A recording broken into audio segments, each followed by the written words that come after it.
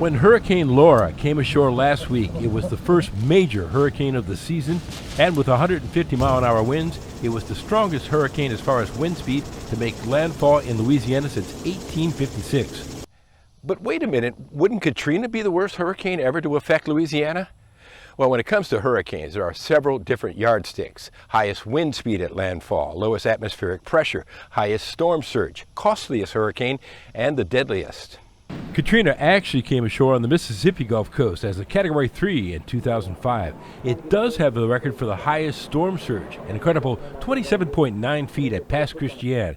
It's also the deadliest U.S. hurricane in over 100 years, with 1,833 deaths. Katrina is tied with Harvey as the costliest hurricanes, $125 billion each, followed by Irma and Sandy. Yesterday was the anniversary of the famous Labor Day hurricane of 1935 in the Florida Keys, one of the most ferocious U.S. hurricanes on many scales. It's at the top of this list for highest wind speed at landfall, with 185 miles per hour. Ironically, number 2, Hurricane Irma, also decimated the Florida Keys 3 years ago. Hurricane Camille is next on that list with 175 miles sustained winds on the Mississippi Gulf Coast in 1969. Its winds gusted to over 200 miles per hour.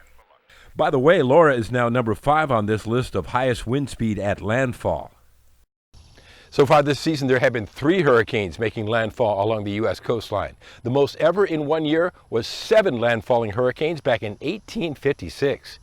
This is Blue Water Chief Meteorologist Rich Thomas for the Alabama News Network.